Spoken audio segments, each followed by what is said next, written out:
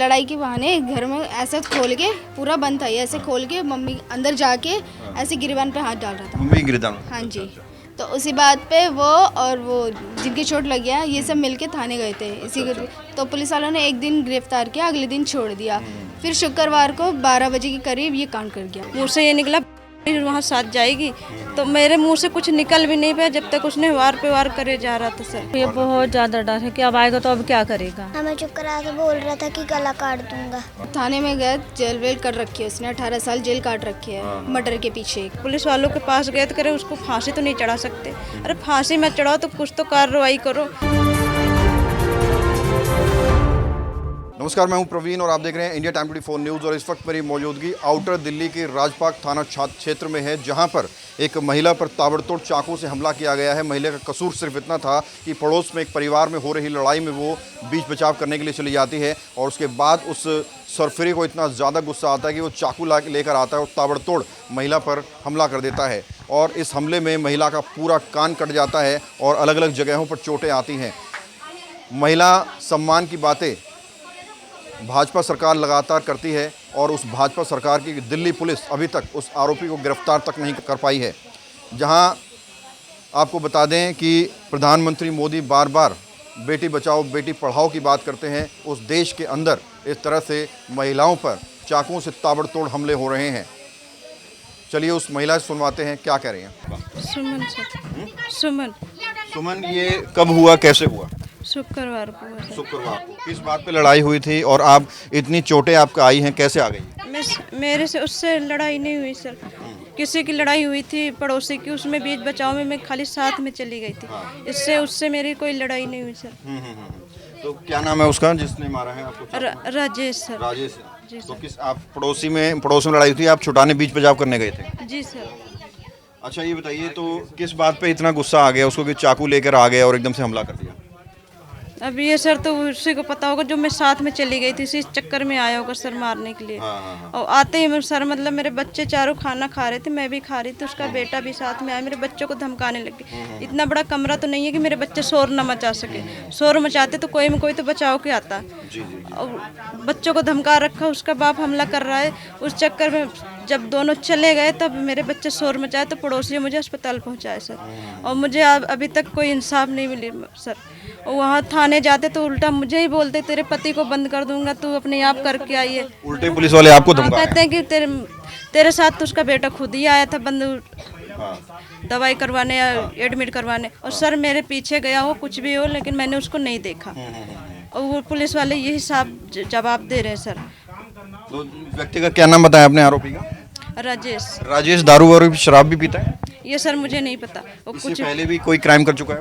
वो सर पहले की बात थी, सुनाई पड़ता है सर। वो खुद भी बोलता था कि हाँ, वो खुद भी सर बोलता था कि मैं जेल में इतने साल काट के आया हूँ जेल। ये सारी बात वो चिल्ला चिल्ला के खुद ही बोलता था यहाँ खड़ा होके, पूरी गली वालों को गाली देता था सर। तब भी कोई मतलब आवाज़ नहीं उठाया उस समय। ये कहते थे अड़ोसी पड़ोसी साथ मिल के रहो।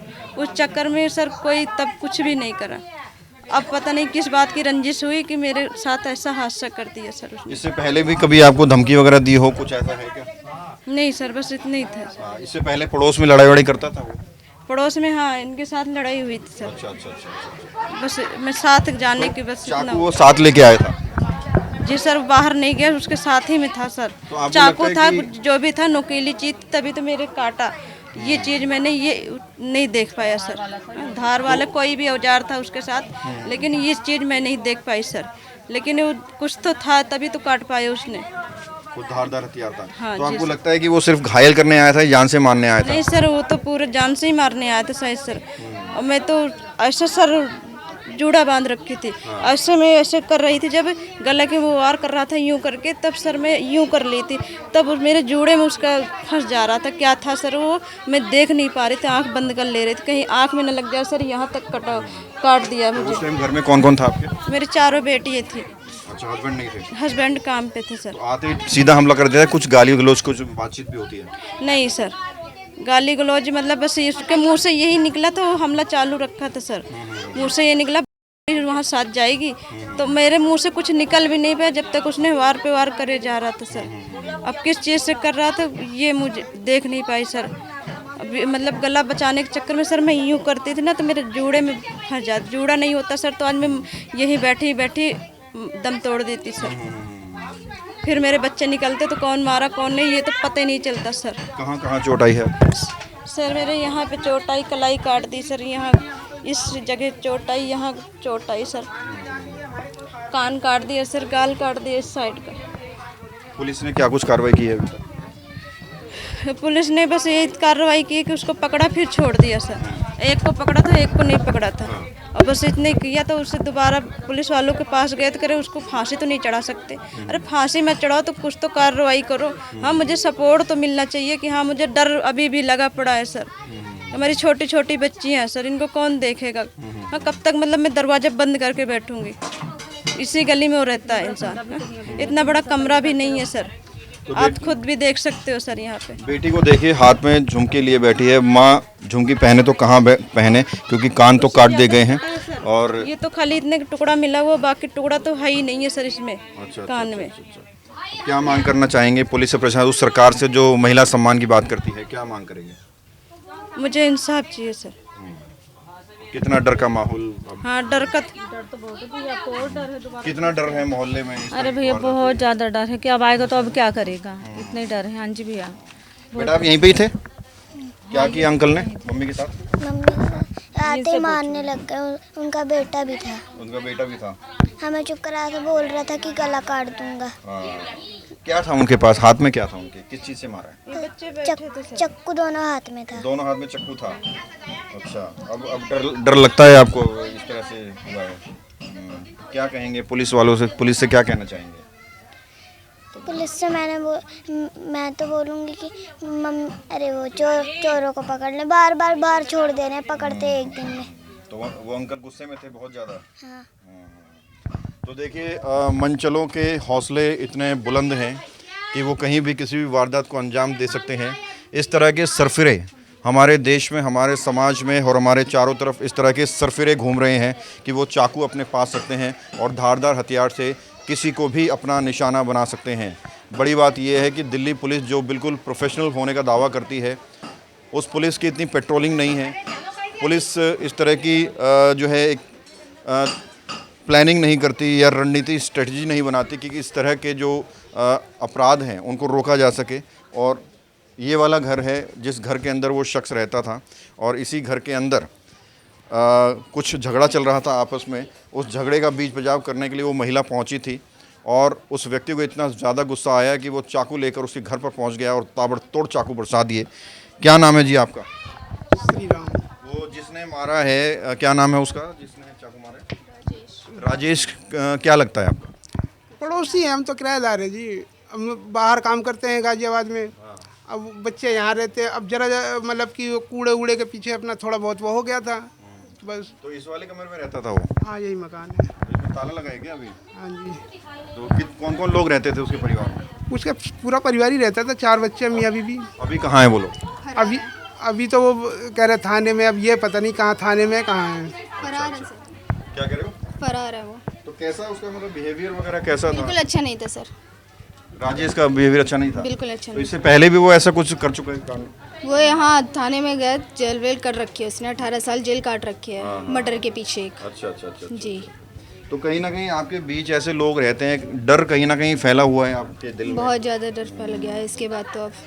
उस दिन क्या हुआ था?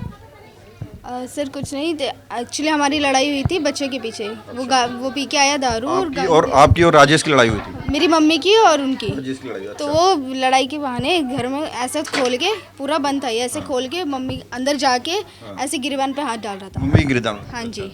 तो उसी बात पे वो और वो जिनकी चोट लग गया ये सब मिलके थाने गए थे इसी।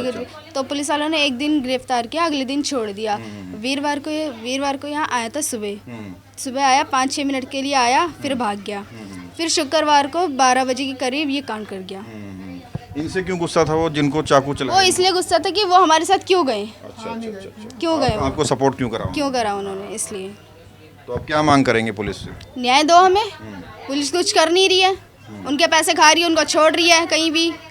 अगर वो मर जाती है तो क्या होता है उनके बच्चे को? वो भी किराए पे रहता है? जी नहीं, उनका अपना मकान ये उसी का ही है? जी। अच्छा। और और आपका अलग है ये? हाँ जी, ये अलग, ये किराए पे हैं हम। अच्छा अच्छा अच्छा, ठीक है। तो आप देखिए इस तरह के सरफिरे हैं।